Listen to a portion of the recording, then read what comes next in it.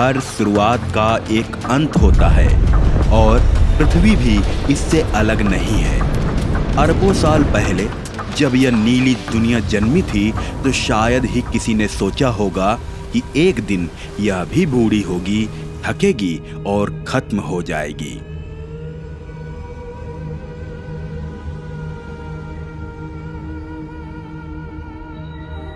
विज्ञान का मानना है कि जैसे इंसान बूढ़ा होता है और धीरे धीरे उसका शरीर काम करना बंद कर देता है, वैसे ही हमारी पृथ्वी भी एक लंबी उम्र जीने के बाद अपने अंत की ओर बढ़ेगी। इस अंत की सबसे बड़ी वजह है हमारा सूर्य।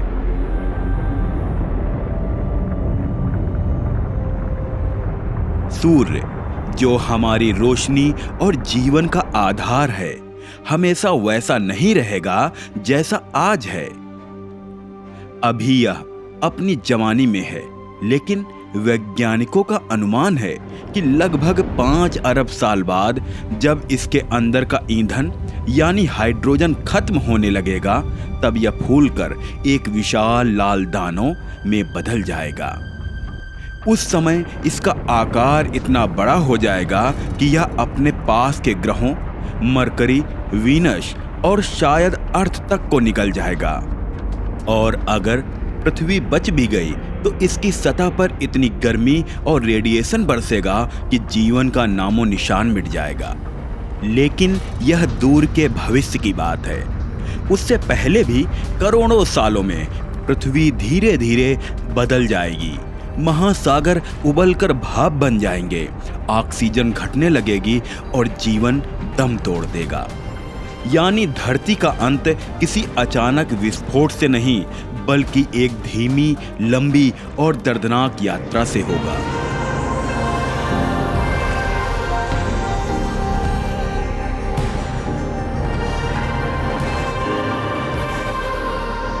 वैज्ञानिक केवल सूर्य पर ही नहीं रुके, उन्होंने ब्रह्मांड के पूरे भविष्य पर भी विचार किया। कुछ कहते हैं कि अंत में सब कुछ बिग फ्रीज में खत्म होगा, जब पूरा ब्रह्मांड ठंडा होकर अंधेरे में जमकर शांत हो जाएगा। कुछ मानते हैं बिग रिप होगा, जब ब्रह्मांड इतनी तेजी से फैलेगा कि परमाणुओं तक को फाड़ डालेगा। और कुछ का विश्वास है बिग क्रंच में, जब ब्रह्मांड वापस सिकुड़कर उसी बिंदु में समा जाएगा जहां से सब शुरू हुआ था। लेकिन ब्रह्मांड का बिग क्रंच हो या धरती का अंत, उसकी असली समझ तभी मिल सकती है जब हम पीछे जाएं उस क्षण में जहां सबका आरंभ हुआ था। क्योंकि अंत की जड़ें हमेशा उसके आरंभ में छुपी होती हैं। और अगर हमें जानना है कि पृथ्वी कैसे खत्म होगी, तो हमें पहले यह जानना होगा कि यह कैसे शुरू हुई थी। और इस यात्रा को समझने के लिए हमें लौटना होगा अरबों साल पहले, उस पल में जब पहली बार अंधेरे में रोशनी जली और जन्म हुआ हमारे सूर्य का।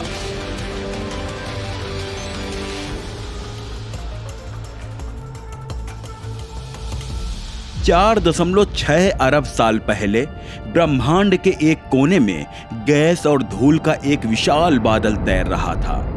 यह बादल अरबों किलोमीटर तक फैला हुआ था, जिसमें हाइड्रोजन और हीलियम जैसी हल्की गैसें और भारी तत्वों की महीन धूल शामिल थी। फिर अचानक कुछ घटा, शायद पास के ही किसी तारे का विस्फोट हुआ, सुपरनोवा। उस विस्फोट ने इस बादल को हिला दिया। बादल में हलचल मच गई और उसके बीच ग्रेविटेशनल कोलैप्स शुरू हो गया। गैस और धूल आपस में खिंचने लगे, सिकुड़ने लगे। धीरे धीरे उनका द्रव्यमान केंद्र की ओर जमा होता गया और फिर एक दिन उस घने केंद्र में इतनी ऊर्जा पैदा हुई कि न्यूक्लियर फ्यूजन शुरू हो गया। यही वो पल था जब पहली बार हमारे सूर्य ने सांस ली। उसका शरीर आग का था, उसका दिल ऊर्जा का, और उस जलते हुए दिल ने अपने चारों ओर बची धूल और गैस को रोशन कर दिया। लेकिन कहानी यहीं खत्म नहीं हुई। सूरज के चारों ओर बची हुई धूल और चट्टानें घूमने लगी। वे आपस में टकराएं, जुड़ी और बड़े बड़े पत्थरों का रूप लेने लगी। कई करोड़ों सालों तक ऐसे ही टकराव चलते रहे। धीरे धीरे इन पत्थरों ने विशाल गोलों का आकार लिया। यही गोले आगे चलकर हमारे ग्रह बने। सबसे पास बुध, फिर शुक्र, हमारी प्यासी पृथ्वी और मंगल। उनसे आगे गैस के दानव बृहस्पति और शनि, और सबसे दूर बर्फीले दिग्गज यूरेनस एंड नेपच्यून ही था। सौर मंडल का जन्म, एक विशाल आकाशीय परिवार जिसका केंद्र था हमारा सूरज। लेकिन इस परिवार में एक ग्रह था जिसने बाकी सबसे अलग होकर एक अद्भुत यात्रा तय की। वह थी हमारी धरती। धरती भी शुरुआत में सिर्फ आग का गोला थी। हर तरफ ज्वालामुखी, पिघलता हुआ लावा और उल्काओं की बारिश। लेकिन धीरे धीरे यह ठंडी हुई, आकाश से भाप गिरी और पानी जमा होने लगा। यहीं से बने पहले महासागर। महासागर बन चुके थे और धरती अब उस क्षण के इंतजार में थी जब पहली बार जीवन का जन्म होगा। यह कहानी अरबों साल लंबी है, लेकिन हर सेकंड में छुपा है एक रहस्य। करीब 3.8 अरब साल पहले धरती के गहरे महासागरों में अंधेरे का साम्राज्य था। सतह पर तूफान गूंजते, लेकिन नीचे समुद्र की तह में गर्म पानी के फव्वारे फूट रहे थे। इन वेंट्स से निकलते रसायन, खनिज और गर्मी ने मिलकर एक प्रयोगशाला बना दी। लेकिन यह प्रयोगशाला इंसानों की नहीं, प्रकृति की थी। यहीं धरती की इस प्रयोगशाला में पहली बार छोटे छोटे अणु आपस में जुड़ने लगे। यह अणु धीरे धीरे आरएनए और डीएनए जैसी संरचनाओं में बदले और फिर जन्म हुआ पहले सिंगल सेल जीव का। यह इतना सूक्ष्म था कि नंगी आंखों से देखना नामुमकिन था, लेकिन यह छोटा सा जीव आगे चलकर पूरी धरती की तकदीर बदलने वाला था। शुरुआती जीव सिंपल थे, लेकिन उनमें सर्वाइवल की ताकत थी। कुछ जीव महासागर की गहराई में जीते, जबकि कुछ ने सूरज की रोशनी को पकड़ा और एनर्जी बनाना सीख लिया। यहीं से शुरू हुआ फोटोसिंथेसिस और यहीं धरती ने ली अपनी पहली असली सांस।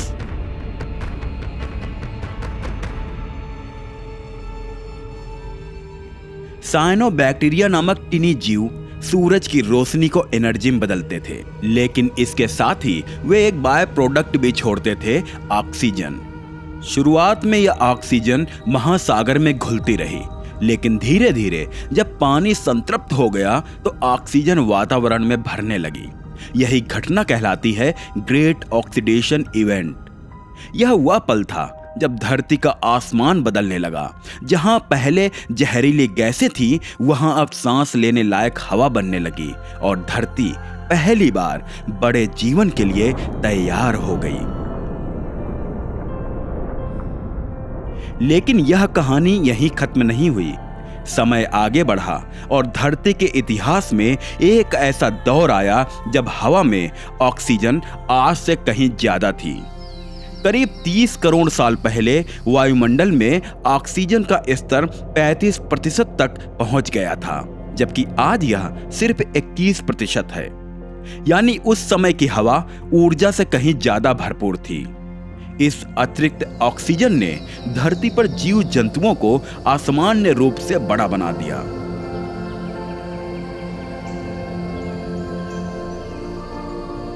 कल्पना कीजिए, आसमान में उड़ती ड्रैगन फ्लाई, लेकिन ये कोई साधारण कीड़े नहीं थे। इनके पंख 2.5 फीट लंबे होते थे, यानी छोटे पक्षी के बराबर। जंगल की जमीन पर घूमते बिच्छू, लेकिन ये छोटे छोटे डंक वाले नहीं, बल्कि कुत्ते जितने बड़े राक्षसी जीव थे। धरती उस युग में सचमुच दैत्यों का घर बन चुकी थी। जंगल, दलदल और नदियां इन विशाल प्राणियों से भरे थे। हर ओर जीवन की गूंज थी और उस गूंज में छिपा था भविष्य के सबसे बड़े जीवों का आगमन। यही वह दौर था जब छोटे रेप्टाइल से डेवलप होते होते धरती के सबसे शक्तिशाली जीवों में बदल गए।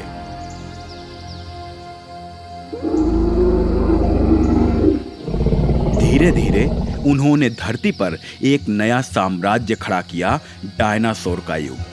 छोटे तेज रैप्टर से लेकर 80 से 100 टन वजनी सौरोपोड्स तक, आसमान में उड़ते टेरोसॉर्स और धरती को हिलाते विशालकाय टी-रेक्स।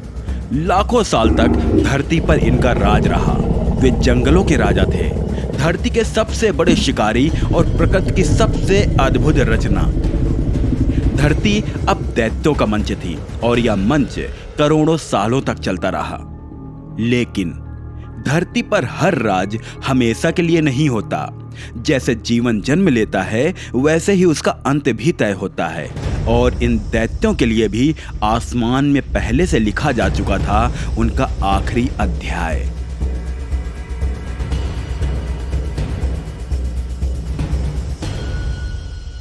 धरती पर दैत्यों का राज करोड़ों सालों तक चलता रहा, लेकिन हर साम्राज्य का एक अंत होता है। करीब 6.5 करोड़ साल पहले आकाश में एक पत्थर भटक रहा था। यह पत्थर साधारण नहीं था, यह एक विशाल एस्टेरॉयड था जिसका व्यास लगभग 10 किलोमीटर था। अंतरिक्ष की गहराई से निकलकर यह सीधे धरती की ओर बढ़ रहा था और फिर वह झड़ आया।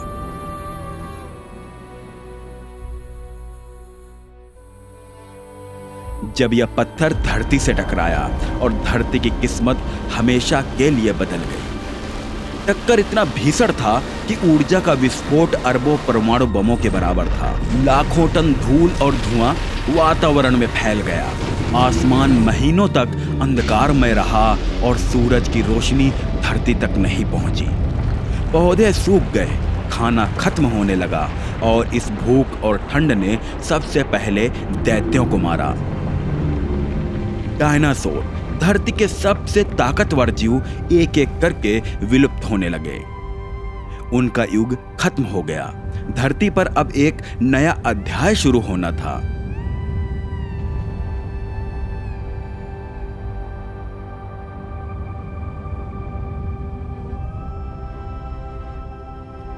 डायनासोर के जाने के बाद धरती खाली नहीं रही। डायनासोर के जाने के बाद छोटे स्तनधारी विकसित होते गए। 20 लाख साल पहले अफ्रीका में इंसानों का पहला रूप सामने आया। धीरे धीरे इन्होंने आग जलाना सीखा, उपकरण बनाए और भाषाएं सीखी। सभ्यताएं बनी। मेसोपोटामिया, मिस्र, सिंधु घाटी और माया। कृषि आए, नगर बने, साम्राज्य उठे और गिरे।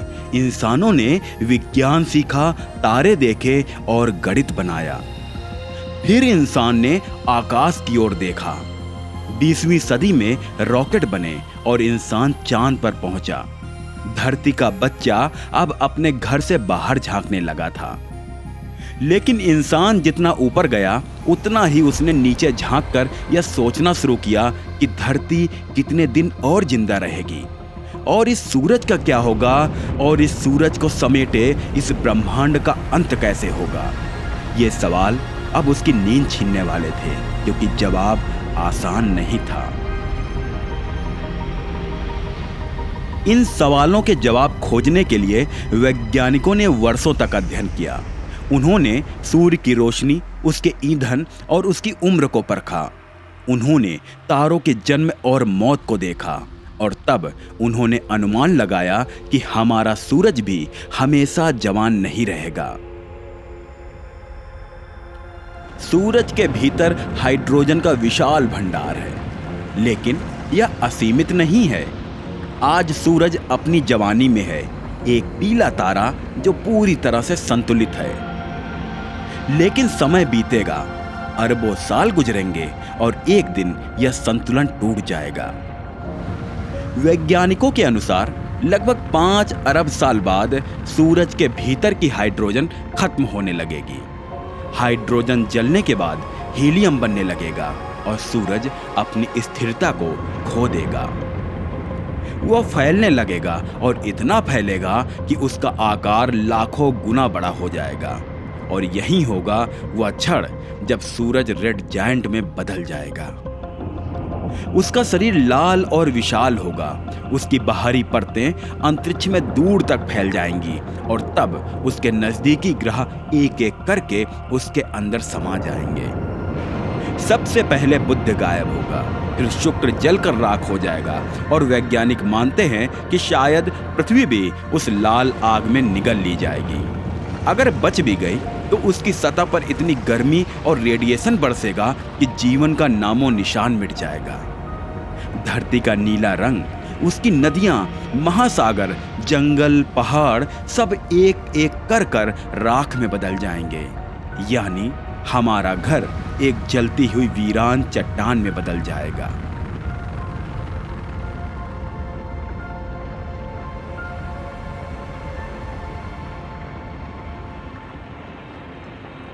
इन्हीं सवालों और थ्योरीज ने एक इंसान को बेचैन कर दिया।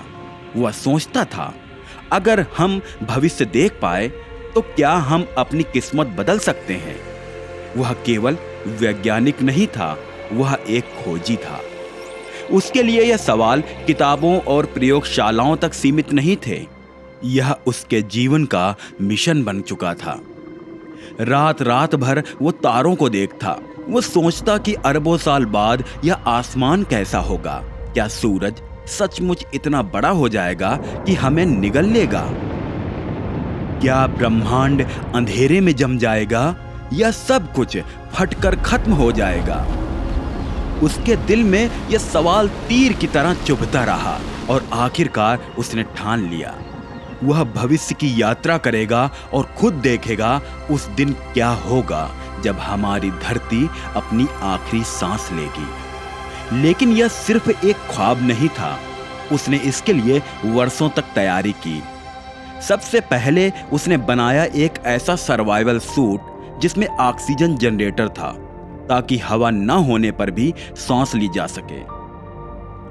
उसमें रेडिएशन शील्ड था, ताकि सूरज की घातक किरणें उसे नुकसान न पहुंचा सके। उसके पास था एक छोटा एआई कंपेनियन, एक उड़ता हुआ ड्रोन जिसका नाम था ऑरा। यह उसका दोस्त भी था और सहायक भी। ऑरा वातावरण की जांच कर सकता था, डेटा इकट्ठा कर सकता था और चेतावनी भी दे सकता था। खाने के लिए उसने बनाए मॉलिक्यूलर कैप्सूल्स, छोटे छोटे कैप्सूल जिनमें हफ्तों तक जीने लायक ऊर्जा छिपी थी। यानी न आग की जरूरत, न खाना पकाने की, बस एक कैप्सूल और शरीर को मिलती ऊर्जा। लेकिन तैयारी का सबसे कठिन हिस्सा था समय यात्रा की मशीन। उसने वर्षों तक क्वांटम फिजिक्स पर काम किया और एक ऐसा सिद्धांत अपनाया जिस पर केवल कल्पनाएं होती थीं, वर्म होल्स, यानी अंतरिक्ष और समय के बीच की एक सुरंग। उसने इसे क्वांटम टनलिंग के साथ जोड़ा, एक ऐसा फिनोमिना जहां सूक्ष्म कण किसी बाधा को बिना तोड़े भी दूसरी ओर निकल जाते हैं। और इस मिलावट से उसने बनाया टाइम मशीन, एक ऐसा यंत्र जो समय की दीवारों को चीरकर अरबों साल आगे छलांग लगा सकता था। वह मशीन किसी साधारण यंत्र जैसे नहीं थी। गोलाकार चेंबर जिसमें चारों ओर ऊर्जा की कॉइल्स चमक रही थी। जैसे ही उसे चालू किया जाता, बीच में नीली बिजली नाचती और हवा में एक गहरी गूंज उठती। यह गूंज किसी तूफान जैसी नहीं, बल्कि जैसे ब्रह्मांड खुद सांस ले रहा हो। और फिर आया वह दिन, जिस दिन उसने भविष्य को देखने का फैसला किया। उसने अपनी घड़ी सेट की 5 अरब साल आगे। उसने अपने सूट को कसा, एआई कंपेन को एक्टिवेट किया और मशीन के केंद्र में बैठ गया। उसके चारों ओर एनर्जी बढ़ने लगी। चैम्बर्स का तापमान गिर रहा था, लेकिन उसकी धड़कनें तेज हो रही थी। और फिर अचानक मशीन के बीच एक चमकदार गोला बना। वह फैलता गया जैसे एक दरवाजा खुल रहा हो, एक दरवाजा जो सीधे समय के पार ले जाएगा। उसकी आंखों में एक ही बात थी, अब नहीं तो कभी नहीं। उसने गहरी सांस ली और उस गोले में कूद पड़ा। क्षण भर में उसके चारों ओर सब कुछ रोशनी से भर गया। उसे लगा जैसे वह किसी अनंत सुरंग में गिर रहा है, जहां न समय का कोई नियम है, न दूरी का कोई हिसाब। उसकी आंखों के सामने आखिरी बार मशीन की स्क्रीन झलकी, welcome to the future, year 5 billion. और अगले ही पल सब अंधकारमय हो गया। और यहीं से शुरू होती है हमारी कहानी, एक कहानी जिसमें हम देखेंगे कि कैसे हमारे पड़ोसी ग्रह एक एक करके खत्म हुए और अंत में पृथ्वी ने अपने जीवन की आखिरी सांस कैसे ली। लेकिन इस अनंत अंधकार के बाद जो दृश्य सामने आएगा वो इंसानों की कल्पना से कहीं ज्यादा भयानक होगा। सूरज का लाल दानव रूप, जली हुई दुनियाएं और धीरे धीरे अपनी मौत की ओर बढ़ती धरती। अभी तो यात्री बस सुरंग से कूदा है, लेकिन जब उसकी आंखें खुलेंगी वह भविष्य का पहला दृश्य देखेगा। बुध और शुक्र जो कभी चमकते सितारे थे अब सिर्फ राख में बदल चुके होंगे। और यह तो बस शुरुआत है। आगे की कहानी बताएगी कि कैसे कैसे एक एक ग्रह खत्म हुआ और आखिर में पृथ्वी ने अपनी अंतिम सांस कैसे ली।